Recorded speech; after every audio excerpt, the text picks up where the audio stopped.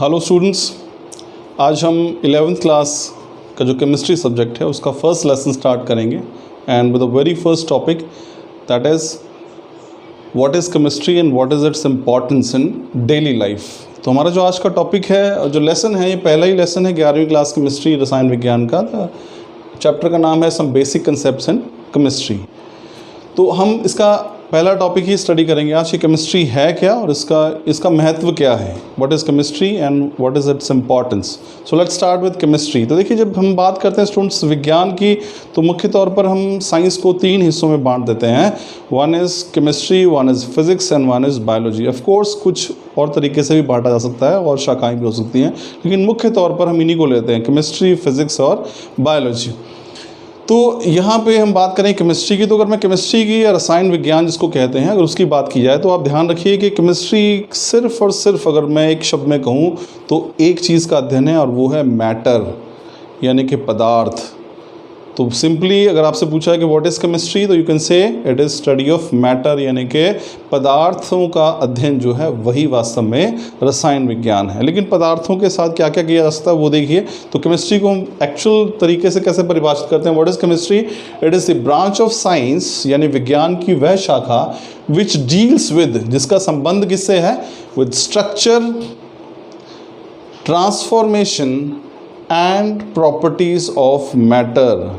यानी कि मैटर यानी कि पदार्थ का जो स्ट्रक्चर है, उसकी जो संरचना है, फिर उसकी ट्रांसफॉर्मेशन यानी कि एक रूप से दूसरे रूप में परिवर्तित होना, और तीसरा है प्रॉपर्टीज़ यानी उसके गुण।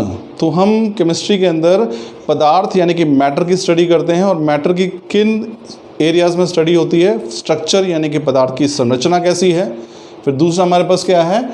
ट्रांसफॉर्मेशन, उसका एक रूप से दूसरे रूप में बदलना कैसे होता है, और तीसरा है प्रॉपर्टीज़, पदार्थ के गुण जो हैं वो क्या क्या हैं। तो जिस विज्ञान की शाखा के अंदर हम किसी भी पदार्थ के संरचना, उसका परिवर्तन एक रूप से दूसरे रूप में तथा उससे गुणधर्म, इनका अध्ययन करते हैं, उस शाखा को बोलते हैं हम केमिस्ट्री। चलिए, ये तो हुई केमिस्ट्री की बात। अब बात करते हैं इसकी इंपॉर्टेंस की कि विज्ञान, रसायन विज्ञान का हमारे जीवन में क्या महत्व है।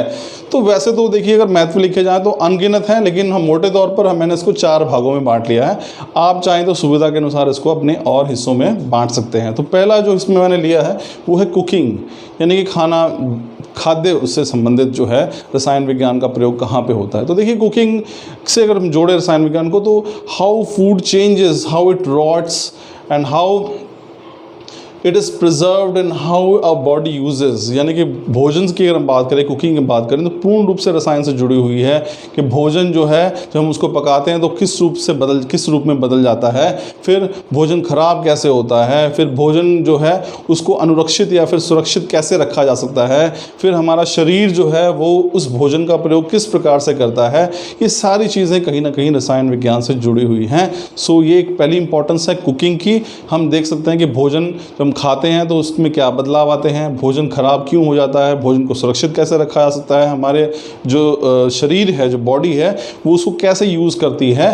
ये सभी चीज़ें केमिस्ट्री के अंतर्गत ही पढ़ी जाती हैं। दूसरा है मेडिसिन्स, औषधि के रूप में। ये बड़े इंपॉर्टेंट है। देखिए, अब ये हमें केमिस्ट्री ही बताती है कि कोई भी जो फूड सप्लीमेंट्स हम लेते हैं, जो फूड सप्लीमेंट्स का अर्थ है जैसे कि विटामिन्स हैं, मिनरल्स हैं, प्रोटीन्स हैं, जो हम शरीर में लेते हैं, तो किस प्रकार से लिए जाने चाहिए, कितनी मात्रा हो, वो सब चीज़ें। फिर मेडिसिन्स या दवाइयाँ, उन पर रिसर्च होती है, उन पर डेवलपमेंट होती है, नई नई दवाइयाँ बनाई जाती हैं। उन दवाइयों के हमारे शरीर के लिए क्या लाभ हो सकते हैं, उन दवाइयों के कितनी मात्रा में लेने पर हमारे शरीर के लिए हानिकारक हो सकते हैं, ये सारी बातें कहीं ना कहीं हमें रसायन विज्ञान ही बताता है। तो मेडिसिन एक बड़ा इंपॉर्टेंट फील्ड है केमिस्ट्री के लिए, जहाँ पे हमें बहुत सारी जानकारी इससे प्राप्त होती है दवाइयों को लेकर। फिर हम बात करते हैं क्लीनिंग, यानी कि सफाई की बात करते हैं, अपमार्जकों की बात करते हैं। तो क्लीनिंग भी एक बड़ा इंपॉर्टेंट एरिया है जहाँ केमिस्ट्री डील करती है। चाहे सोप्स हैं, डिटर्जेंट्स हैं, डिसइंफेक्टेंट्स हैं, जैसे कि यानी कि साबुन हो गए, अपमार्जक हो गए, या फिर कीटाणुनाशक जो रसायन हो गए, जो इसका प्रयोग हम सफाई के लिए करते हैं, वो कहीं ना कहीं ये सब चीज़ें जो है केमिस्ट्री की ही देन है।